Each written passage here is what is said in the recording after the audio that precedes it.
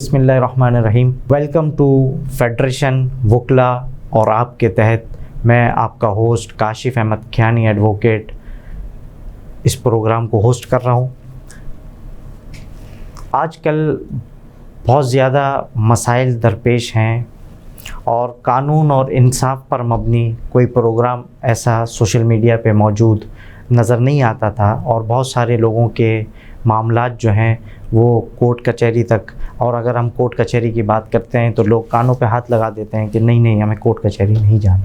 بہرحال ہم آل Pakistan women federation کے تحت یہ اس پروگرام کا ہم نے اسٹارٹ لیا ہے، جو کہ بہت گزشتہ کئی دہائیوں سے جو ہے وہ آل پاکستان ویمن فیڈریشن جو ہے وہ بہت ساری کمیٹیوں پہ اور بہت سارے امور سر انجام دے رہی ہے، جس میں بہت ساری ان کی کمیٹیاں اور بہت سارے شعبہ جات ہیں، جن میں ہماری ایک لیگل ایڈ کمیٹی ہے جس میں بہت سارے ماہر قانون دان جو ہیں وہ اس کو لیڈ کر رہے ہیں، اور بہت سارے میمن برادری کے جو مسائل ہیں ان کی بہترین جو ہے اس کو رائے دیتی ہیں اور اپنی سجیشن سے آگاہ کرتی ہیں. جو ان کے مسائل ہوتی ہیں ان کو حل کرنے کے لیے کوشاں رہتی ہے. میں اپنے پروگرام کا آغاز ہمارے آج اس پروگرام میں جو ہے قانون اور اس پر مبنی جتنے بھی موضوعات ہیں ان کو ہم نے سلیکٹ کیا، اور آل پاکستان ویمن فیڈریشن نے ایک واٹس اپ نمبر کا جو ہے میمن برادری کو انفارم کیا کہ وہ آئیں اور اس نمبر پر اپنے تمام سوالات دیں، اور ہمارے ماہر قانون دان جو ہوں گے وہ اس فیلڈ کے جو ایکسپرٹ ہوں گے وہ اس کا جواب دیں گے. تو ہمارے پاس بہت سارے سوالات بھی موجود ہیں لوگوں کے، جس کو ہمارے آج کے جو ہماری کمیٹی کے ایک ممبر ہیں عظمیٰ یوسف ایڈوکیٹ ہائی کورٹ ہمارے ساتھ ہمارے درمیان موجود ہیں، اور جو کہ فیملی لاز کے اوپر بہت اچھی دسترس رکھتی ہیں، اور روزمرہ کورٹ میں ان کی ہیئرنگز اور بہت سارے مسائل انہوں نے مسائل حل کیے ہیں لوگوں کے. اور ان کا تعلق جو ہے وہ جیت پور جماعت سے ہیں، اور گزشتہ 23 سال کی پریکٹس ہے ان کی، اور بہت اچھا ان کا جو ہے وہ ایک پروفیشنل بیک گراؤنڈ موجود ہے. میں ان کو اپنے اس پروگرام میں خوش آمدید کہتا ہوں. میڈم بہت شکریہ. جی میڈم، میں آپ کے بارے میں کچھ سوال کرنا چاہوں گا کہ آپ کی وکالت جو ہے اس کو آپ نے کب سے شروع کیا، اور کن کن فیلڈز کے اندر آپ کام کر رہی ہیں؟ جیسا کہ میں نے بتا بھی دیا ہے کہ آپ تو کس طرح کے کیسز آپ ڈیل کرتی ہیں. السلام علیکم. بہت بہت شکریہ کہ آپ نے مجھے آل پاکستان ویمن فیڈریشن کے توسط سے یہاں پر مدعو کیا، اور ہماری آل پاکستان ویمن فیڈریشن کے تحت اس کمیٹی کا قیام عمل میں لایا گیا. تو سب سے پہلے تو میں اپنی تمام میمن برادری سے گزارش کروں گی کہ وہ ہماری اس کوشش کو سرائیں، اور اس میں مزید SMS واٹس ایپ کے تھرو بھیجیں سوالات اپنے، تاکہ ہم ان کے سولیوشن کے ساتھ آپ کے لیے لگاتار پروگرامز کرتے رہیں اور آپ کے قانونی مسائل کا حل بھی کرتے رہیں. میری وکالت کی جو پریکٹس ہے وہ گزشتہ 20 سال پہ منحصر ہے، اور ماشاءاللہ میں جو ہے وہ پیوپلیج پیریڈ سے لے کر اگر کاؤنٹ کروں تو ایٹ لیسٹ تقریباً 23 سال ہو چکے ہیں، اور وکالت کے شعبے سے میں منسلک ہوں الحمدللہ، اور ہائی کورٹ کی پریکٹسنگ ایڈوکیٹ ہوں میں. اور برادری کے کئی لوگ ایسے ہیں جو اپنے اپنے مسائل لے کر مجھ تک پہنچے تھے، اور ان کو میں نے اپنی پوری کوشش کے ذریعے حل کرنے کی بھی کوشش کی. زیادہ تر میری فیلڈ کی پریکٹس جو ہے وہ فیملی لاز کے حوالے سے بھی ہے، لیکن یہ ہے کہ اگر سول یا اس طرح کی کوئی لین دین کے معاملات ہوں یا کرایہ داری کی بابت، تو وہ پریکٹسز بھی میری سول پریکٹسز بھی شامل ہیں میری. ہم اپنے پروگرام کو باقاعدہ کچھ ہمارے پاس جو کویشچن آ چکے ہیں، میں میڈم سے سوال کرنا چاہوں گا کہ میڈم ایک سوال یہ آیا ہمارے پاس کہ آپ فیملی لاز کے مطابق جو آپ جو کام کرتی ہیں وہ فیملی لاز کے اس میں کرتی ہیں، اس فیلڈ کے اندر کام کرتی ہیں. تو سوال یہ آتا ہے کہ میرا یہ سوال تو آئے ہیں، لیکن میرا یہ سوال ہے کہ ازدواجی زندگی گزارنے کی کون سی ایسی خوبی ہونا ضروری ہے کہ ازدواجی زندگی کامیاب گزرے؟ اگر یہ کامیاب کس طریقے سے ہوگی اس کے بارے میں ذرا آپ مجھے بتائیں تاکہ ہم آگے بڑھ سکیں. سب سے پہلے تو یہ ضروری ہے کہ ہمارے درمیان آپس میں حقوق زوجین کی ادائیگی کا جو سلسلہ ہے وہ اللہ اور رسول کی مقرر کردہ حدود کے اندر رہے.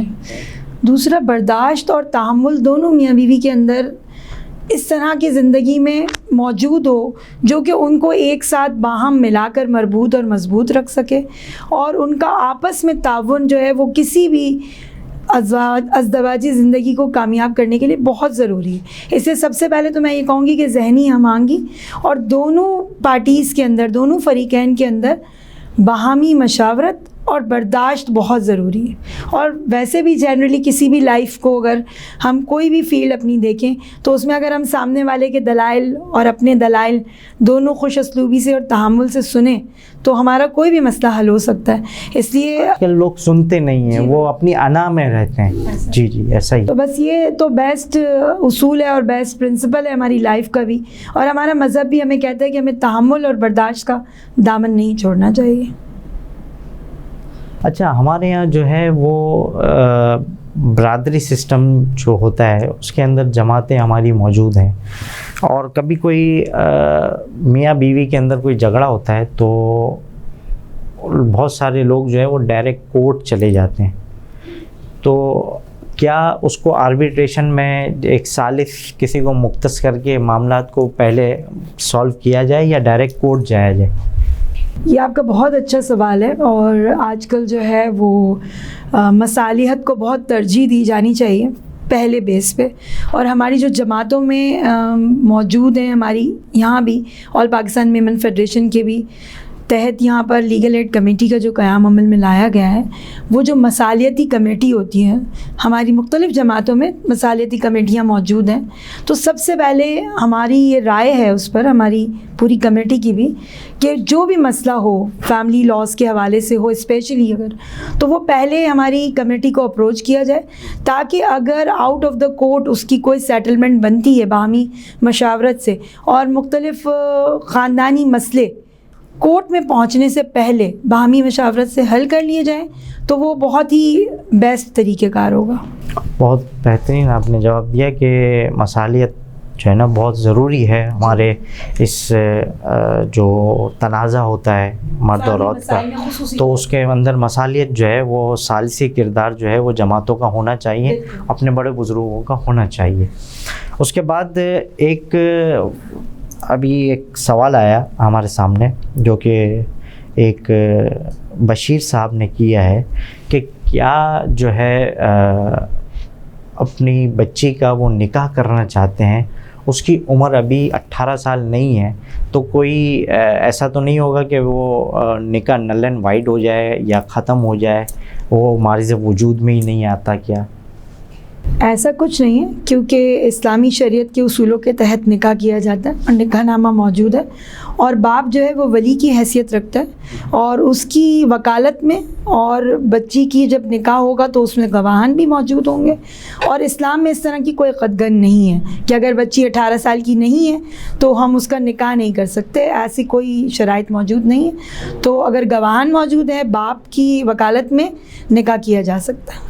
وہ لوگوں کی آگاہی کے لیے ایک سوال جو ہے وہ ایک ذہن میں آ گیا کہ لوگوں کو یہ معلوم نہیں ہے کہ شاید وہ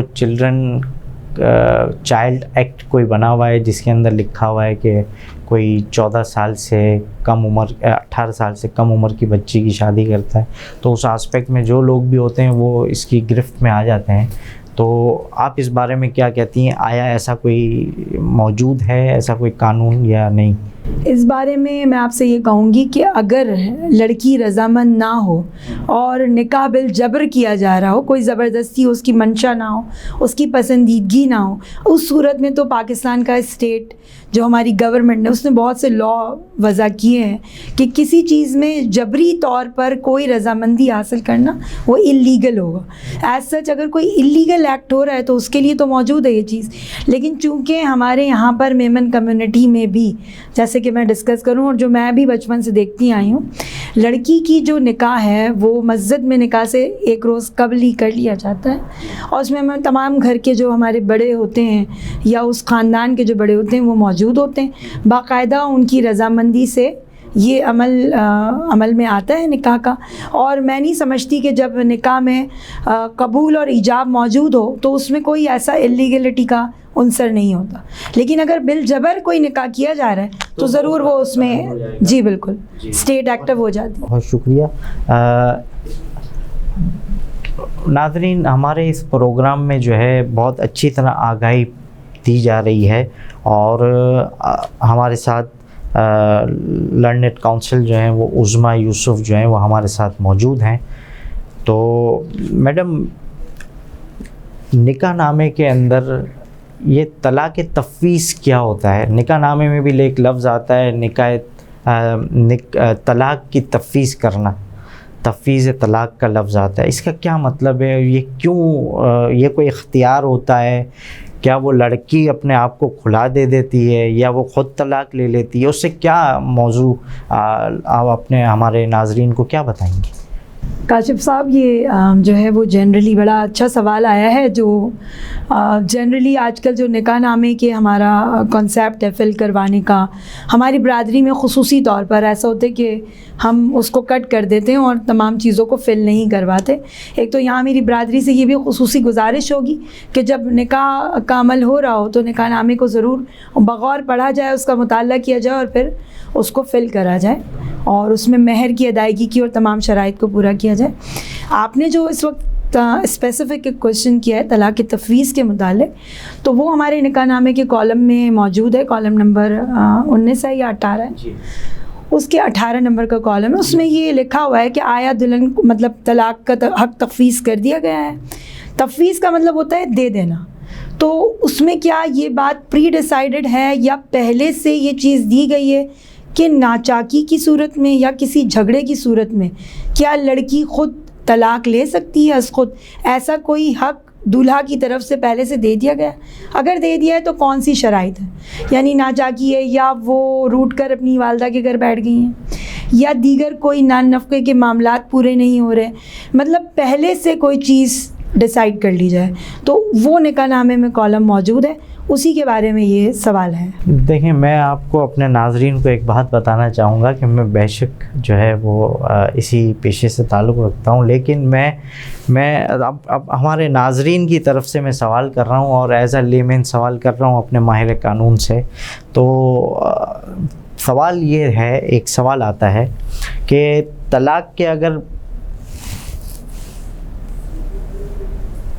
کے بعد جو ہے اگر بچے جو ہیں وہ ماں کے ساتھ رہنا چاہتے ہیں تو والد پر بچوں کے اخراجات عائد ہوتے ہیں, یا ان کے اخراجات میں کون سے اخراجات شامل ہوں گے؟ ایک مسئلہ آتا ہے کہ بھائی میاں بیوی میں طلاق ہو گئی اور وہ طلاق ہونے کے بعد جو ہے وہ بچے ماں کے ساتھ رہ رہے ہیں, تو کیا اس کے اندر ایک کوئی کنڈیشن ہے کہ کتنے اخراجات دے گا, کس حد تک دے گا؟ اگر وہ اس کا کام ہی نہیں ہے, جیسے ابھی آپ نے بتایا کہ بھائی وہ جھگڑا ہو جاتا ہے یا نان نفقے کا مسئلہ ہوتا ہے. اب ایک آدمی کی جو سیلری ہے وہ بہت مناسب سی ہے, 50,000 روپے ہے, 40,000 روپے, وہ گھر کا خرچہ پورا نہیں کر پا رہا, تو کیا وہ کوئی اور ایکشن لے اپنے لیے کہ بھائی میں کہیں اور سے کماؤں اور پھر دوں؟ اس کے پاس نہیں ہے تو کیا بیوی بھی اس کے ساتھ کوآپریٹ کرے؟ اور یہ کون سے اخراجات ہیں؟ میں سارے دو سوالات ایسے ہیں جو میں آپ کو کمپائل کر رہا ہوں اس کو, کہ وہ بھی کہ بچوں کو جو اخراجات ہیں طلاق دینے کے بعد وہ ماں کو کتنا ملنا چاہیے, اور کیا اس کا کوئی پروسیجر موجود ہے؟ بڑا اچھا اور جنرل سوال آپ نے کیا ہے, ماشاءاللہ. یہ ہمارا ایک عام آج کل کا موضوع ہے, اور اس بارے میں بہت سارے ڈفرینٹ جوابات موجود ہوتے ہیں. لیکن یہاں میں آپ کے سوال کو بھی کنسائز کروں گی، اور اس میں نان نفقے سے متعلق جو سوال ہیں، تو ہمارے مذہب میں بھی جیسے کہ مسلم فیملی لاء کے تحت ہم یہ پریکٹس کر رہے ہیں، اس میں جو نان نفقے کا اصل ذمہ دار ہے وہ والد ہی ہوتا ہے۔ اگر ماں اپنی خوشی سے اپنے بچوں پر اپنی کمائی کا یا اپنے کسی بھی انکم ریسورس کا کوئی حصہ خرچ کرنا چاہتی ہے تو اس پہ کوئی پابندی نہیں ہے، وہ ایک بچوں کے لیے ایک بینیفٹ ہے، ایک ویلفیئر آف دا چائلڈ ہے۔ بٹ جتنے بھی اخراجات ہیں ان میں بشمول، آپ نے کہا ابھی آپ کا سوال تھا کون سے اخراجات، ان میں بشمول ان کے تعلیم کے اخراجات جس میں اسکول فیس ہوگی، ان کی کپڑوں کے اخراجات، ان کی خدا نخواستہ بیماری کی صورت میں اخراجات ہوں، ان کی اسکول فیس ہو، ان کے آنے جانے کے الاؤنس، ان کی کوئی شاپنگ ہے، وہ تمام اخراجات ہمارے مذہب نے بھی والد پر ہی دیے ہیں۔ اور ہماری جو کورٹس ہیں ان میں بھی جب ہم یہ کیسز لے کر جاتے ہیں اگر مینٹیننس کے حوالے سے، تو وہ تمام تر اخراجات باپ سے ہی کلیم کیے جاتے ہیں۔ یہاں میں یہ بات ایڈ کروں گی کہ ناچاکی کی صورت میں جب بچے سپلٹ ہو جاتے ہیں یا ماں کے پاس ہوں یا باپ کے پاس ہوں، تو جب ہم کورٹس میں ان کیسز کو لے کے جاتے ہیں تو وہاں کورٹ بھی ان کو میٹنگ کروانے کے لیے ایک مقررہ مقدار اماؤنٹ کی تعین کر دیتی ہے کہ آپ پر میٹنگ بچے کو یہ پے کریں گے، اور اس صورت میں ماں یا باپ بچے سے ملاقات کرے گا۔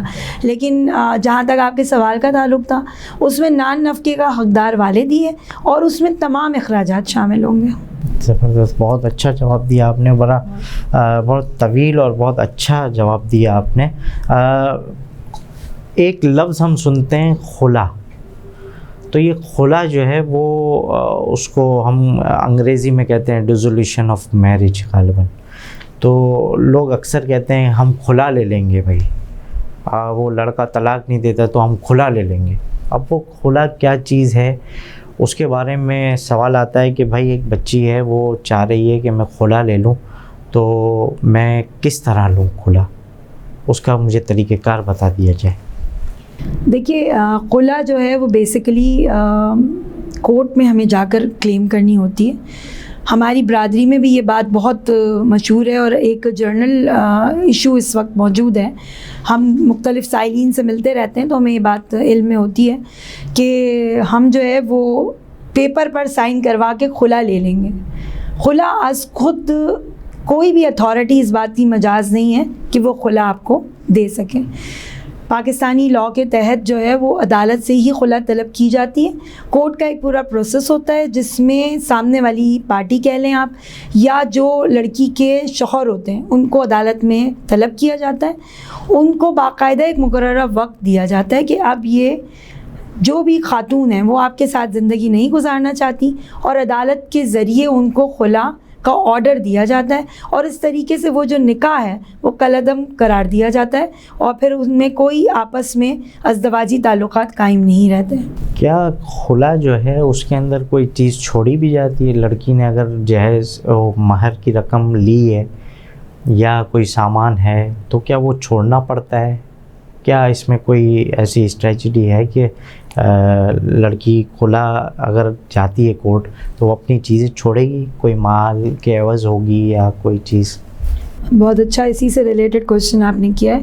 یہ خلا جو ہے وہ بیسیکلی یہاں پر ہے اسی لیے کہ اگر آپ کا جو نکاح کیا گیا ہے وہ بحق بالعوض مہر کیا گیا ہے، جو بھی مہر آپ نے بڑوں نے یا لڑکی نے خود فکس کیا ہے، جی سکہ رائج الوقت کے مطابق ایٹ ٹائم آف نکاح، تو جب خلا عدالتیں گرانٹ کرتی ہیں تو اس صورت میں ان لیو آف ڈاور اماؤنٹ وہ دیتی ہیں، یعنی کہ حق مہر لڑکی کو چھوڑنا پڑتا ہے اپنا۔ اچھا، حق مہر چھوڑنا پڑتا ہے، تو اس عوض میں خلا ان کو دے دی جاتی ہے۔ وہ جو جہیز ہوتا ہے جو اس کے ماں باپ کی طرف جیتا، ایک تو جہیز تو ایک بہت بڑی لعنت ہے، ٹھیک ہے نا، اور میں اس بات کو اپنی پبلک کو، اپنے ناظرین کو یہ بتانا چاہوں گا کہ یہ جہیز جو ہے وہ ایک لعنت ہے اور ہماری شریعت میں اس کی بالکل ممانعت ہے، اور آج کل جو ہے وہ صرف جہیز کی وجہ سے شادیاں جو ہیں وہ رائج ہیں کہ جہیز ملے گا تو ہم اپنے بیٹے کا نکاح کریں گے ورنہ نہیں کریں گے۔ یہ ایک بہت بڑا المیہ ہے ہمارا، تو ہمیں چاہیے کہ ہماری پبلک کو میں اویئرنیس دینا چاہتا ہوں کہ یہ جہیز کی جو رسومات اور یہ جو رسم ہے اس کو ختم کیا جائے، اور اس سے بہت سارے جو باپ ہیں وہ مجبور ہو جاتے ہیں اپنی بچیوں کو رشتہ دینے میں. ایسا ہی ہے میڈم؟ تو میں چاہوں گا کہ یہ جہیز جو ہے نا، وہ ایک سوال آتا ہے کہ میں کھلا لینا چاہتی ہوں، کیا میں جہیز مجھے چھوڑنا پڑے گا؟ سوال یہ آیا میرے پاس. خلا جب لینا ہوتا ہے تو اس میں حق مہر کے بلاعوض ہی خلا لی جا سکتی ہے. جہیز یا کوئی بھی سامان عروسی جو لڑکی کے والدین دیتے ہیں ان کو، اس میں ایسی کوئی پابندی نہیں ہے کہ وہ بھی آپ چھوڑیں. اور صرف خلا میں حق مہر ہی چھوڑنا ہوتا ہے یا فورگو کرنا ہوتا ہے. پابند ہے کہ وہ سامان لے آئے اپنا واپس. لے سکتی ہے وہ اپنا سامان، اس کا خلا سے کوئی تعلق نہیں. تنازع یہی ہوتا ہے کہ بھائی وہ جو آپ لوگ اپنے گھر سے لے کے، ہم نے جو دیا ہے وہ ہم رکھ لیتے ہیں، جو آپ لے کے آئیں وہ واپس لے جائیں. ایسا بھی ہے؟ جی بالکل ایسا ہی ہے. اور کئی ہماری میمن برادری میں جو مصالحتی کمیٹیاں بیٹھتی ہیں، اس میں جتنا مجھے آج تک نالج ہے، جس بارے میں نے دیکھا ہے، وہ اکثر انہی پوائنٹ پر آ کے ٹرن آؤٹ ہوتا ہے اور جو ہے وہ پارٹی سپلٹ ہو جاتی ہے جب وہاں فیصلہ کرایا جاتا ہے کہ آپ اپنا سامان لے لیں اور یہ اپنا سامان رکھ لیتے ہیں. اس بیسس پہ میرج کو ختم کر دیا جائے تو وہاں پر یہی سوال اٹھتا ہے کہ نہیں، ہم نے یہ دیا تھا، انہوں نے وہ دیا تھا. لیکن جب ہم عدالت میں کلیم کرنے جاتے ہیں تو خلا سے ڈاوری آرٹیکلز یا جہیز کے سامان کا کوئی تعلق نہیں. وہ بالکل ایک سیپریٹ الگ کیس فائل کرنا پڑتا ہے. فائل کر سکتے ہیں بالکل کیس، جس میں جو ہے وہ ہم یہ کلیم کر سکتے ہیں کہ ہمارے ڈاوری آرٹیکلز ابھی بھی رہتے ہیں یا ہمیں نہیں ملے، تو وہ اس کے مطابق کورٹ آرڈر دیتی ہے ہمیں. اچھا، اب ایک سوال یہ آتا ہے کہ ایک کا سوال یہ آیا کہ میرا بیٹا جو ہے وہ 4 سال کا ہے اور باپ مجھے دے نہیں رہا، مطلب میرا شوہر جو ہے اس نے مجھے طلاق دے دی ہے، تو وہ چاہ رہی ہے کہ میں کورٹ جانا چاہتی ہوں اور اپنے بچے کی کسٹڈی لینا چاہتی ہوں اور وہ مجھے نہیں دے رہا. تو میں اس کے لیے کیا ریمیڈی مسلم پرسنل لاء کے اندر اور فیملی لاز کے اندر کیا ایسی ریمیڈی ہے کہ اس خاتون کو، اس کا بیٹا جو ہے وہ 4 سال کا ہے، وہ کہتی ہے مجھے اس کی کسٹڈی مل جائے؟ دیکھیے، یہ جو نوزائیدہ بچے ہوتے ہیں یا بالکل چھوٹے ہوتے ہیں، جو کہ ہمارے اسلامک پرسنل لاء میں بھی موجود ہے کہ جو لڑکا ہو وہ 7 سال سے چھوٹا ہو، تو اس کی جو حضانت کا اختیار ہے یا اس کی جو پرورش کا عرصہ ہے وہ ماں کے ساتھ ہی ہونا چاہیے. طلاق یا کسی بھی ناچاکی کی صورت میں چھوٹے بچے جو ہیں وہ والدہ کے پاس ہی ہونے چاہیے. اور اگر کوئی بالصورت کوئی جھگڑا ہو جائے یا آپس میں کوئی علیحدگی کا مسئلہ کھڑا ہو جائے تو جو چھوٹے بچے ہیں ان کو وکلا صاحبان عدالت کے ذریعے ماں کو ان کی کسٹڈی دلوائی جا سکتی ہے. مطلب ماں بالکل حقدار. آپ نے بتایا کہ 7 سال تک جو ہے وہ ماں کے پاس رہے گا. جی بالکل، اس کو رائٹ ہوتا ہے لڑکے کو اپنے ساتھ 7 سال تک رکھنے کا. اس کے بعد اگر باپ کلیم کرے یا کوئی سرکمٹینسز ایسے ہوں کہ نہیں جی کسٹڈی والد کو دے دی جائے، تو اس میں کورٹ جو ہے وہ مختلف قسم کے پوائنٹس ڈسکس کرنے کے بعد، کیس کی پروسیڈنگز دیکھنے کے بعد اپنا آرڈر پاس کر سکتی ہے کہ وہ بیٹا جو ہے وہ ماں کو پاس رہے گا یا وہ پھر باپ 7 سال کے بعد. جی بالکل 7. اور اگر بیٹی آ جاتی ہے، اس کی بیٹی کی کوئی عمر تعین کی گئی ہے؟ جی، فیمیل چائلڈ کے لیے 14 ایئرز جو ہے ٹل ایج آف پبرٹی ہوتی ہے اس کی لمٹ، کہ وہ ماں کی حضانت میں یا ماں کی پرورش میں welfare of the being a girl یا being a female child court consider کرتی ہے. اور ہمارے پاکستان کا گارڈین اینڈ وارڈ ایکٹ کا لاء بھی یہی کہتا ہے کہ وہ ویلفیئر آف دا چائلڈ جو فیمیل چائلڈ ہو اس کا عرصہ ماں کے ساتھ گزرنا چاہیے. بہت خوب ناظرین، میڈم عظمیٰ یوسف صاحبہ نے جو ہے بہت اچھا جو ہے وہ خلا کو بھی ایلوبریٹ کیا، اور اس کے ساتھ ساتھ جو ہے وہ بچوں کی کسٹڈی کے معاملے پہ بھی کہ کیا عمر تعین ہوگی، جو کہ بچہ جو ہے اگر چائلڈ میل ہے تو وہ 7 سال تک جو ہے وہ ماں کے پاس رہے گا، اور فیمیل چائلڈ ہے، بچی ہے، تو وہ رہے گی 14 سال تک ماں کے پاس. اور اگر یہ ایک اضافی سوال میں کر رہا ہوں آپ سے، یہ سوال نہیں آیا لیکن میں اضافی سوال اپنی ناظرین کی آگاہی کے لیے کر رہا ہوں کہ اگر وہ عورت جو ہے وہ اگر دوسری شادی کر لیتی ہے، نکاح کر لیتی ہے، تو کیا یہ رائٹ اس سے نکل جاتا ہے کہ بچوں کی کسٹڈی کا، یا اسی کے پاس رہتا ہے کہ وہ اپنے بچوں کو ساتھ رکھنا چاہے تو رکھ لے، یا باپ کو دینا واپس ضروری ہے، یا 7 سال کے بعد باپ اگر دعویٰ کرتا ہے اور وہ لے جاتا ہے تو کیا اس کا میں آپ سے سوال یہ دیکھیے یہ ہماری فیملی کا اور جنرلی بھی تمام پبلک کے لیے ایک المیہ ہوتا ہے. جب کوئی فیملی سپلٹ ہوتی ہے یا ان میں علیحدگی ہو جاتی ہے خدا نخواستہ, تو سب سے بڑا تو یہ ایک خود المیہ ہے. لیکن اگر لڑکی یا لڑکا جن کے درمیان علیحدگی ہوئی ہے ان میں سے کوئی بھی ایک پارٹی شادی کر لیتی ہے, اس سے ان دونوں کی لائبلٹی یا ذمہ داری ختم نہیں ہوتی. نہ ماں کی ذمہ داری, مطلب وہ بچہ جو ہے وہ ماں باپ کی ذمہ داریوں میں رہے گا, چاہے وہ شادی کر لے, دوسرا نکاح کر لے. بالکل. لیکن ذمہ داری لائبلٹی اگر آپ والد کی بات کریں تو ایسا کبھی بھی نہیں ہوتا کہ وہ اس کے حق سے دستبردار ہو جائے کہ میں اس کا خرچہ نہیں دے رہا, میں اس کی نرشمنٹ کا خیال نہیں رکھ رہا, میں اس کی نگہداشت میں حصہ نہیں لے رہا. ایسا نہیں ہے, نہ ہمارے دین میں نہ ہمارے مذہب میں.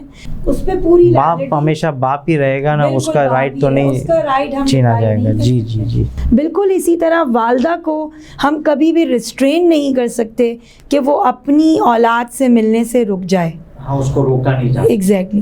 یہاں میں ایک بات ایڈ کرنا چاہوں گی آپ کے اس سوال کے توسط سے کہ ہماری برادری میں مختلف اوقات یہ دیکھا گیا ہے کہ کسٹڈی چھوڑنے کے اوپر ایک پارٹی کسٹڈی ملنا یا ملاقات یا کسٹڈی کا رائٹ چھوڑ دیں اور اس سلسلے میں فارگو کر دیا جاتا ہے مینٹیننس.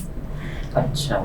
تو یہاں یہ ایک مسئلہ کریٹ ہو جاتا ہے بہت بڑا کہ والد کو یہ سنہرا باغ ایک طرح سے میں کہوں گی اس کو کہ دکھایا جاتا ہے کہ جی آپ عہدہ برا ہو جائیں گے مینٹیننس سے, اس صورت میں ہم آپ کو میٹنگ نہیں کروائیں گے, آپ مینٹیننس نہیں دیں.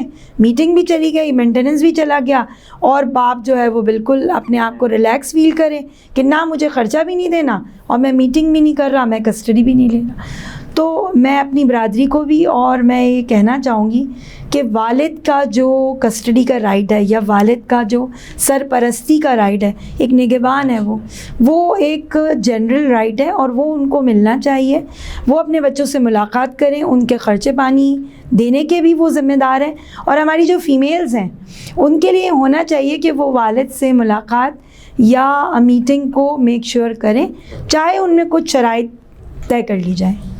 جی, میں ایک وقفے کی طرف جانا چاہوں گا اور ایک وقفے کے بعد پھر ملاقات کریں. ویلکم بیک ناظرین. میمن فیڈریشن وکلا آپ کے ساتھ میں یہ پروگرام ہمارا جاری و ساری تھا, اور محترمہ عظمیٰ یوسف ایڈوکیٹ ہائی کورٹ ہمارے ساتھ موجود ہیں, اور یہ سوالات کا سلسلہ جاری ہے. اور بہت سارے میمن برادری کے اور آل پاکستان میمن فیڈریشن کے جو ہمارا واٹس اپ نمبر ہے وہ آپ کی اسکرین پر شو ہو رہا ہے, اس پہ آپ ہمارے پاس آپ اپنے سوالات کو اندراج کروائیں, اس کا حل لیں ہم سے. انشاءاللہ ہماری جو قانونی ٹیم ہے وہ انشاءاللہ آپ کو جو قانونی مشورے ہیں وہ آپ کو دے گی, تاکہ آپ کی رہنمائی ہو سکے اور آپ کے مسائل کا حل ہو سکے. میڈم, ایک سوال یہ آتا ہے کہ خلا حاصل کرنے کے لیے شوہر کی کیا رضامندی ضروری ہے؟ کاشف صاحب, ہمارے جتنی بھی برادری ہے اس میں یہ سوال بہت کامن ہے کہ اگر خلا لی جائے تو کیا شوہر کی بھی اجازت لینی ضروری ہے یا اس کی رضامندی ہو؟ تو اس کا جواب نہ ہے. خلا سے شوہر کی رضامندی کا کوئی تعلق نہیں ہے. عدالت میں جب کوئی بھی لڑکی خلا کے لیے اپنا کوئی مقدمہ داخل کرے گی تو اس میں عدالت کو صرف وہ یہ اپنا بیان دے سکتی ہے کہ مجھے اس کے ساتھ نہیں ازدواجی تعلقات قائم رکھنے اللہ رسول کی مقرر کردہ حدودوں کے مطابق, اور ہم آگے اپنے مابین اختلافات کی وجہ سے یا گھریلو ناچاکی یا ذہنی ہم آہنگی نہ ہونے کی وجہ سے مختلف دیگر عوامل بھی شامل ہیں, خلا کا جو ہے وہ دعویٰ دائر کیا جا سکتا ہے. اس میں شوہر کی رضامندی کا کوئی کانسیپٹ نہیں ہے. مطلب یہ ہو سکتا ہے. جی بالکل. ٹھیک ہے, بہت مناسب اور بہترین جواب آپ نے دیا اس بارے میں. ایک سوال یہ ہے کہ کیا شوہر جو ہے وہ بغیر اجازت دوسری شادی کر سکتا ہے؟ قانون ہمارا کیا کہتا ہے اس بارے میں؟ قانون جو ہے وہ بنا اجازت دوسری شادی کرنے کی اجازت نہیں دیتا. اور جب بنا اجازت یہ چھپا کر شادی کی جائے تو اس میں یہاں ایڈ کروں گی کہ یہ انسانی حقوق کے تحت بھی جو ہے وہ کافی خلاف ورزی ہے کہ کسی کو پتہ ہی نہ ہو اور اس کی ازدواجی زندگی جو ہے وہ فوری طور پہ ایک دوسری ذمہ داری کے ساتھ شامل ہو جائے. اور ہمارا قانون یوں چھپا کر شادی کرنے کی اجازت نہیں دیتا. اس میں یونین کونسل سے اجازت طلب کر لی جائے یا باقاعدہ بیوی کی رضامندی سے ایک پیپر پر اقرار نامہ ہو کہ وہ اپنے شوہر کو اجازت دے رہی کہ وہ دوسری شادی کرے. ان کی وجوہات کوئی بھی ہو سکے. ویسے ہم ایز اے مسلم اگر میں بات کروں گا تو ناظرین بھی ہم سے سوال کرتے ہیں, ایک جنرل پبلک ہم سے سوال کرتی ہے کہ بھائی شریعت تو ہمیں اجازت دیتی ہے, تو بے شک ایک ریاست کے جو قوانین ہیں ان کو فالو کرنا ہر ایک انسان اور ایک شہری ہونے کی حیثیت سے اس کو تسلیم خم کرنا پڑے گا. لیکن اگر کوئی کر لیتا ہے دوسری شادی تو اس کی کوئی باؤنڈری ہے کیا؟ اس کو کوئی سزا ہوتی ہے؟ اس کے اوپر کوئی پینلٹی نافذ ہوتی ہے؟ کیا ہوتا ہے؟ دیکھیے جہاں تک تعلق ہے شرعی مسائل کا, تو اس میں جب ہم کسی ملک میں داخل ہوتے ہیں یا ہم اس کی حدود میں رہتے ہیں تو ہمیں وہاں کے تمام قوانین کی پابندی کرنا ضروری ہے. ہماری اسلامی شریعت ہمارے جو مرد ہیں, میل حضرات ہیں, ان کو 4 شادیوں کی اجازت دیتی ہے شریعت میں. لیکن پہلی بیوی, دوسری یا تیسری, یا اگر وہ ایک ہوتے ہوئے بھی دوسری شادی کرتا ہے, شریعت بھی, آپ میری اس بات سے اتفاق کریں گے کہ تمام زوجین کو برابر کے حقوق دینے کے بعد اس اجازت کی متحمل ہوتی ہے کسی بھی مرد کے لیے کہ وہ دیگر ذمہ داریوں کی طرف بڑھے, جس میں کپڑے, عزت, تمام چیزیں, بالکل عدل و انصاف اور برابری اپنے خاندان کے ساتھ کرنا ضروری ہے.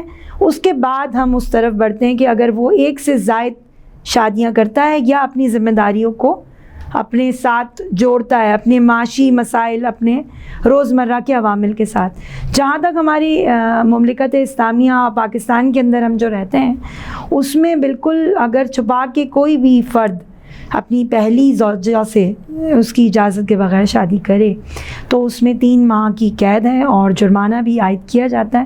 اور جن لوگوں کا پتہ چل جاتا ہے تو ان کے ساتھ اس کو ایک پالیگیمی بھی کہتے ہیں, ایک قانونی ورڈ ہے ہمارا شادی پر. سیکشن 6 سے جی ایگزیکٹلی, کیونکہ ماشاءاللہ آپ بھی ماہر قانونی ہیں تو بہت شکریہ کہ آپ نے یہ مجھے سیکشن بھی باور کروایا. لیکن یہ بالکل ایسا ہی ہے اور اس کی باقاعدہ سزا جو ہے وہ ہمارے پاس ایک قانون موجود ہے. بہت شکریہ محترمہ عظمیٰ یوسف صاحبہ.